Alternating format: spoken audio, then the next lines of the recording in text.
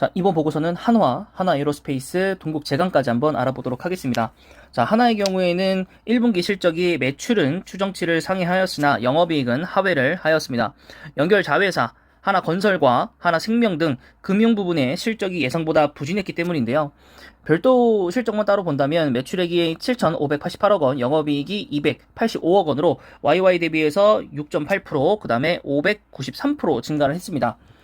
자, 그래서 일단은 별도 실적만 그렇고요. 다시 한번 이제 돌아온다면 원자재랑 인건비, 원가 상승으로 판관비가 증가했기 때문에 건설 부분은 취약할 수밖에 없겠고, 또 금리 상승으로 인해서 채권 평가 손실 증가와 변액 보증 증비금 약 900억이 반영이 되면서 하나생명에게 또한 좋지 않은 흐름이 나타나고 있고, 앞으로도 2분기에는 금리가 상승이 될 거고 원자재 가격도 그렇게 크게 감소될 영향은 없기 때문에 당분간 실적 개선 흐름을 기대하기는 좀 어려울 것이다 라고 전망을 좀 하고 있고요.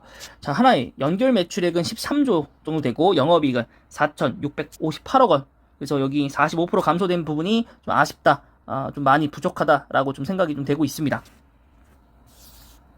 자, 두 번째 보고서를 보시면 그래도 건설 부분은 2분기부터 인스파이어, 제주 에코시티 여기에서 매출이 본격화될 예정이고, 이라크 사업도 정상화가 될 경우에 수익성이 개선될 예정이다. 그리고 1분기 부진한 실적에도 불구하고 자체 사업의 견조한 성장이 이뤄졌고, 또한 일회성 비용이 2분기부터 점진적으로 수익성이 개선될 예정이다. 그리고 하나솔루션이나 하나건설, 하나에어로스페이스처럼 하나생명보다 순 자산 가치가 높은 NAV 비중을 차지하는 자회사의 실적이 하반기부터 본격적으로 개선될 가능성이 크다라고 보고 있습니다. 자, 그래서 목표 주가는 4만원, 그리고 4만 1천원, 여기는 너무 좀, 위에서 잡지 않았나 싶고요. 여기는 하향 보고서입니다. 5만원으로 잡았던 것을 4만 7천원으로 좀 내렸습니다. 지분가치 하락으로 반영을 해가지고. 여기는 지분가치에 대해서 조금 세게 좀 반영을 한 것 같고, 네. 자, 그 다음은 하나 에어로스페이스고, 5만 8천원, 목표 주가 제시했고, 유지 보고서고, 다른 증권사는 6만 8천원, 뭐, 5만 3천원 이렇게 있었더라고요, 과거에. 자, 그래서 일단 보시면, 연결 매출액은 1조 3,781억 원이고, 영업이익은 664억 원 기록을 했습니다. 소폭 상회하는 예상치를 발표를 했고요. 하나 디펜스에 다소 주춤한 실적이 있었지만, 하나 테크윈의 역대급 실적이 있었습니다. 자, 그래서 별도 부분을 좀 빠르게 확인해보면, 항공업 회복에 민수에서 흑자 전환을 달성을 했지만, GTF 기어 터보팬, 이건데 차세대 항공 엔진이라고 하고요. 이것을 이제 RSP라고 해서 국제 공동 개발이라고 합니다. 여기에 지금 천문학적인 좀 비용들이 좀 들어가고 있어서 지속적으로 좀 매출을 연간 단위로 발생을 시키고 있습니다. 그래서 이것이 1분기에 140억이 반영이 되어가지고 영업 적자를 좀 기록을 했습니다. 자, 하나 디펜스의 경우에는 인도 예정이었던 물량이 지연이 되면서 해외 매출을 감소를 했고요. 일시적 악재라고 좀 보시면 될 것 같습니다. 그리고 상반기 또한 우성 협상자로 발표 예정이었던 호주 레이드백 장갑차의 경우 5월 총선 때문에 이 결과 발표가 9월 이후로 미뤄졌습니다. 그래서 어느 나라든 정치 세력이 바뀌고 나면, 혹은 정치 세력이라고 하면 좀 그럴까요? 정치 뭐라 그럴까요?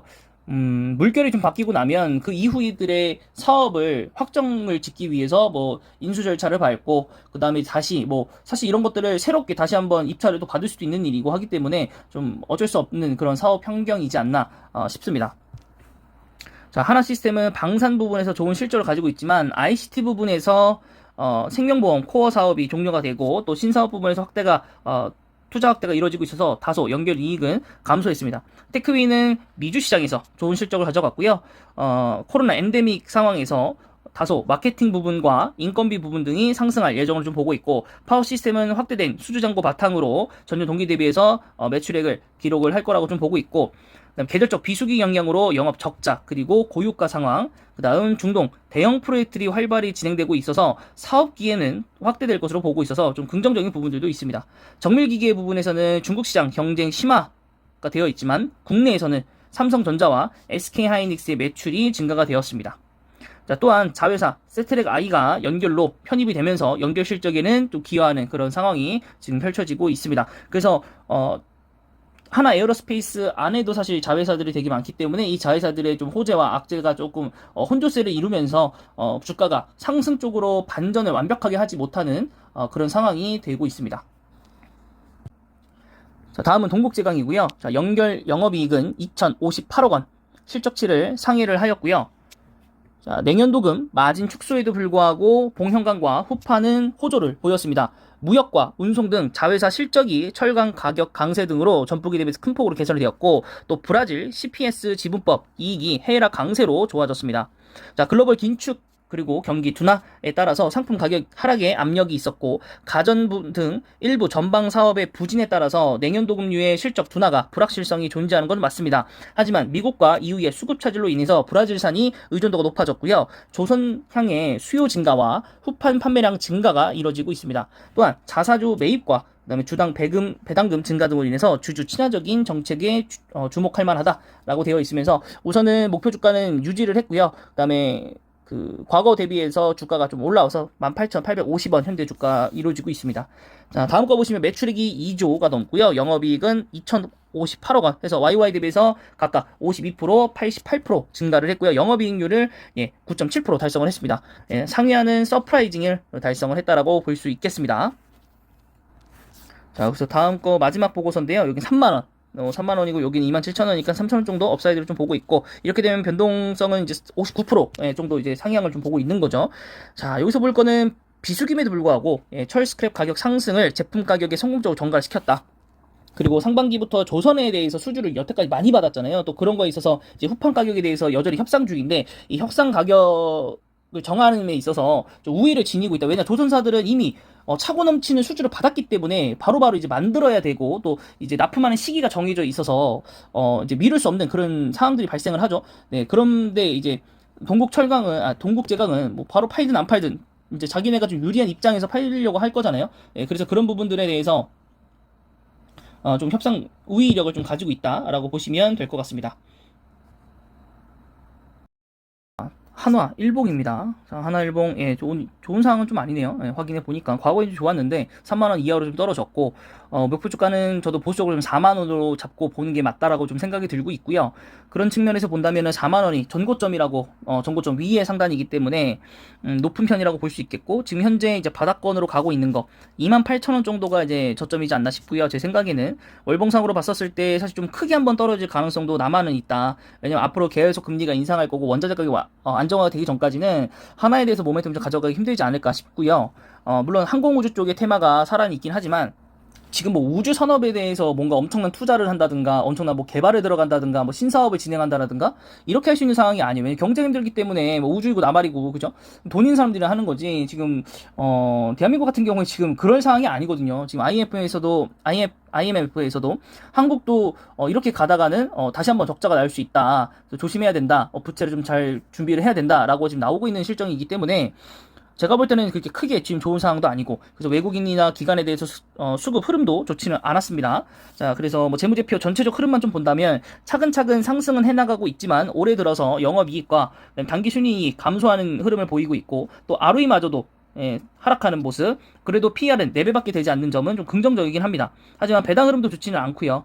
네, 그래서 우선 이제 하나에 대해서는 조금 부정적인 측면이 좀 있고, 이제 하나생명이 이제 같이 연동이 되고 있는데, 하나생명도 굉장히 내려가고 있으면서 좀 좋진 않은 상황. 금리가 상승하면 원래 이 보험 쪽은 좋은데 이 변액 보증액도 있고 여러 가지 금리 상승에 좀 좋지 않은 평가 손실, 채권 때문에 그런 부분들이 남아는 있다. 그래서 또한 이제 쇼트 영상으로도 올려드렸지만은 이제 보험 업계들이 좋은 상황은 아니에요. 그래서 체력이 가장 안전한 삼성생명이 그나마 좀 대안이지 않나 싶은데, 삼성생명 또한 지금 주가가 지지부진하고 있는 상태에서 한번 빠지기 시작하면 또 왕창 빠지기 때문에 또 빠진 걸 노리고 들어갈 수도 있을 거라고 좀 보고 있고, 네, 그렇기 때문에 그런 부분에서 하나생명 투자하시는 분들은 좀 잘 기억을 해 주셔라 라고 볼 수 있겠습니다. 자, 그 다음은 이제 하나 에어로스페이스를 한번 보도록 할게요. 하나 에어로스페이스. 자, 58,000원 목표 주가였는데 지금 55,000원. 네, 상승 흐름은 좀 나오긴 했어요. 실적 일부 호조가 있었기 때문에 올라왔고, 네, 주봉상으로도 고점 근처에 다가왔고, 그다음에 월봉, 네, 월봉상으로도 꾸준히 쭉 올라오는 흐름세가 나오고 있고, 자, 외국인이 좀 주도를 했다라고 좀 볼 수 있겠고, 최근에는 기관이 좀 가세를 했다. 그래서 1분기 실적, 결국에는 실적 좋은 것들이 이번 분기 들어서 굉장히 실적 발표가 나면서 그런 주가들이 점차적으로 상승하고 있는 그런 흐름들이었습니다. 그래서 재무제표 같은 경우에 보시면은 꾸준히 상승하는 흐름세를 보이고 있고, 하지만 여기도 마찬가지로 영업이익과 당기순이익, 그 다음에 ROE, 그 다음에 여기는 오히려 PBR이 올라갔고, 이런 부분들이 좋지는 않은 상황입니다. 그래서 이런 부분들은 여러분 기억을 좀 해주시기 바라고, 저는 항상 말씀드렸지만은 하나 에어로스페이스가 내려올 때마다 사고 싶은데 내려올 때마다 사질 못했다. 그래서 이게 지금 당장에 엄청나게 날아갈 것 같지는 않고요. 이것도 결국엔 언젠가 한 번은 좀 내려오지 않을까? 물론 방산에 대한 관심도 때문에 지금 주가가 떨어지지 않은 부분들은 있긴 합니다. 아직도 전쟁이 지속 중이고 각국에서 또한 이 국비 경쟁력을 또 이제 하고 있기 때문에 그런 부분들에서 좀 심화가 이루어지고 있어서 또 하나 에어로스페이스 좀 잘 봐야 되지 않나 싶기는 합니다만, 현재 신규로 들어가기에는 좀 다소 부담스러운 측면이 있다. 왜냐하면 어차피 목표주가도 얼마 남지 않았기 때문에 저는 한번 떨어진다고 봅니다. 뭐 누리호로 발사하고 떨어질지, 우크라이나 지정적 리스크가 다 끝나고 나서 다시 하회를 할지 모르겠지만 그 이후에 다시 한번 우주 모멘텀으로 내년부터 날아가지 않을까? 라는 생각은 좀 있습니다. 그래서 하반기에는 오히려 전 침체할 거라고 좀 보고 있고, 그렇다면 또 하나가 오히려 하나 에어로스페이스와 뭐 세트랙 아이아 이런 자회사들의 연결 실적으로 인해서 하락하지 않을까라는 생각이 조금은 좀 드네요. 그리고 마지막으로 동국제강까지 한번 보시면, 자, 동국제강에서 보시면 일봉, 네, 이렇게 되어 있고, 주봉, 네, 이렇게 되어 있습니다. 제가 이렇게 쭉 내려왔을 때 시절부터 설명을 좀 드리긴 했지만, 좀 높낮이가 좀 있긴 했었죠. 이 평균가를 기준으로. 하지만 계속 좀 지루하게 끌고 가고 있기 때문에, 이러다가 하락할 수도 있다라고 말씀드려서 과감하게 추천을 못 드렸는데, 오히려 그거를 깨고, 철강 쪽에 이제 CTP인가요? CTP?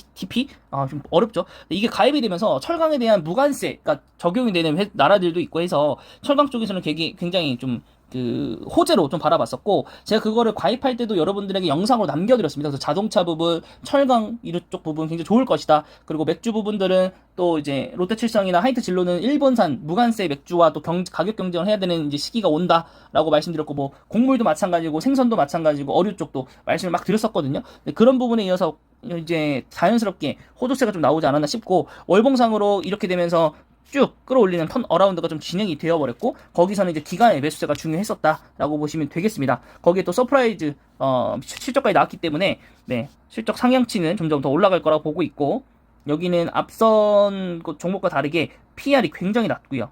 그 다음에 뭐 영업이익하고 당기순이, 영업이익은 좀 내려가겠지만 당기순이 오히려 올라간다 보고 있고, ROE가 떨어지긴 했지만 20%가 넘는 그런 성장률을 가지고 있고, 영업이익률도 8.28%, 그다음에 순이익률은 7.18%. 네. 그 영업이익률 떨어진 거에 비해서 순이익률 많이 떨어지지 않았고, ROE도 그렇게 크게 많이 떨어지진 않았습니다. 자, 그 다음에 이 회사들의 이제 연결 회사로 KG 스틸 있습니다. KG 동부제철이었고요. 월봉 보시면 여기가 관리 종목이었었기 때문에 월봉은 보실 필요가 없고, 주봉상으로 이렇게 보던 이유가 뭐냐면, 이 KG 그룹사들이 쌍용차 인수하겠다라고 해서 굉장히 급하게 올랐고, 물론 철강에 대한 모멘텀으로도 올라갔습니다. 하지만 이제 아직까지는 그런 부분들이 좀 많이 남아있다라고 보시면 될 것 같고, 인수 이후부터 쭉 업사이드가 올라가서 2배 정도가량 올라가 100% 상승을 했고, 저도 이거 추천드렸었는데 언제 들어가나 고민했었는데 갑자기 이렇게 느닷없는 호재가 터져버리면서 굉장히 배 아픈 상황이 발생을 좀 했고, 미리미리 좀 투자를 할 걸 라고 생각을 했는데 좀 아쉽고, KG 스틸이 8천억을 확보하면서 인수를 실제로 하긴 하나 보네요. 네. 어쨌든 뭐 그렇게 되어 있고, 자, 일단 실적은 굉장히 재무제표를 개선하면서 또한 쌍용차 인수하면서 겹겹이 이제 호재이지 않나 라는 생각이 좀 드네요. 네, 그래서 KG 스틸까지 한번 봐드렸고, 네, 어쨌든 이렇게 차트까지 보면서 사업을 좀 보고서를 좀 마무리할 텐데, 우선적으로 확인하셔야 되는 건 하나 에어로스페이스나 좀 부정적인 면들 좀 남아있기 때문에 무한정 뭐 갑자기 뭐 들어가서 수익을 낸다든가 이런 건 좀 어려울 것 같고, 동국제강이나 KG스틸도 마찬가지일 것 같고, 그 다음에 하나생명 때문에 좋지 않은 부분들이 남아있기 때문에 어떻게 본다면은 사실 뭐 오늘 얘기들은 아니었지만 삼성 생명 자체가 좀 좋아 보이는 부분들이 남아있기 때문에 그 부분에서 조금 투자 방향을 좀 틀어봐도 괜찮지 않을까라고 생각합니다. 다들 이제 무너지긴 할 텐데, 그 무너짐 속에서 하나생명은 그나마 좀 대장주로서 좀 힘을 발휘할 것이기 때문에 어느 정도 수익성 방어는 되지 않을까라고 생각이 됩니다. 네, 이번 영상은 여기까지고요. 영상이 마음에 드셨다면 구독과 좋아요 그리고 댓글까지 부탁드리겠습니다.